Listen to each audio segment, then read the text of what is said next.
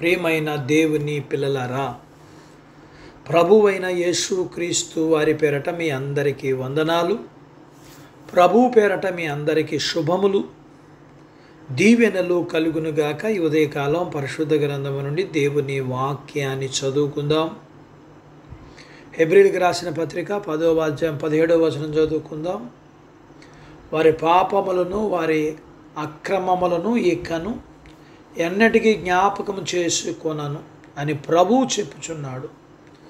దేవుడు తన మాటలు మన అందరి కొరకు దీవించునుగాక. ఆమేన్.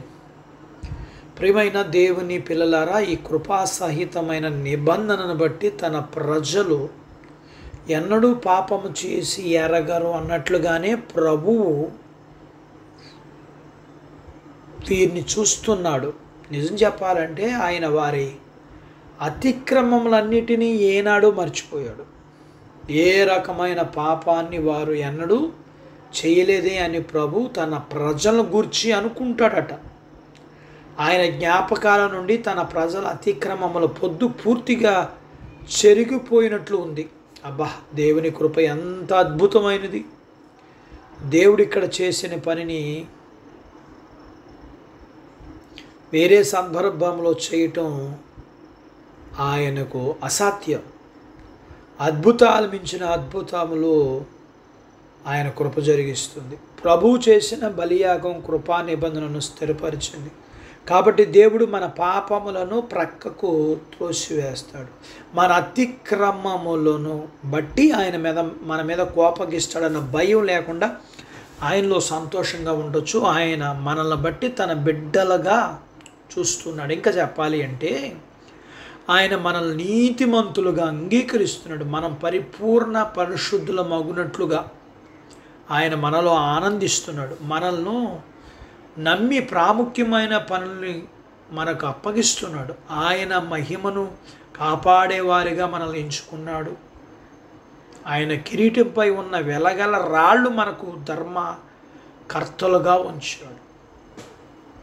తన సువార్తకు గృహ నిర్వాహకులుగా ఉంచాడు. మనల్ని యోగ్యులుగా ఎంచి మనకు పరిచర్య అప్పగించాడు.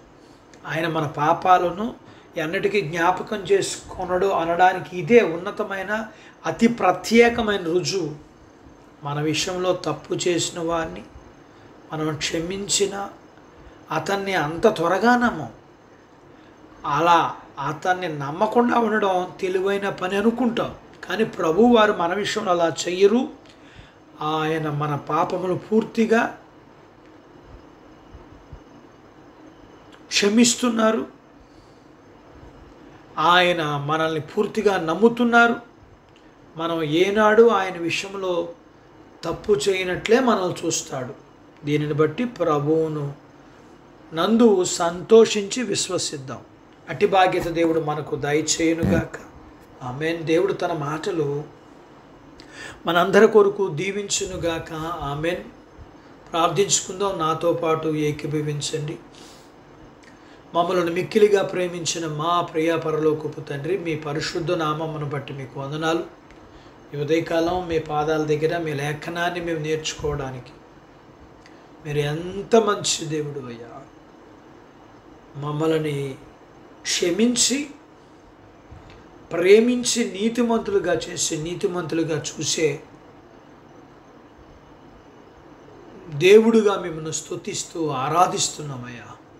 ఈ ఉదయకాలం మీ పిల్లల్ని మీరు దీవించండి. చిన్న బిడ్డలను, యవనస్తులను, వృద్ధులను, స్త్రీలను, పురుషుని దీవించండి. వారి చదువులు, ఆరోగ్యాలు, ఉద్యోగాలు, పొలాలు, పశువులు దీవించండి. వివాహములు కాని వారికి అవటానికి, గర్భఫలములు లేకున్న వారికి గర్భఫలములు కలిగిన వారికి సుఖమైన ప్రసూతి అయిన తల్లి పిల్లలకు ఆరోగ్యాలు ఇవ్వండి.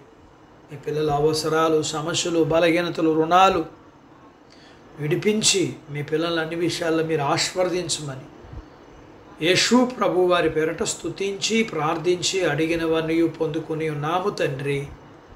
ఆమేన్. దేవుడు మిమ్మల్ని దీవించునుగాక.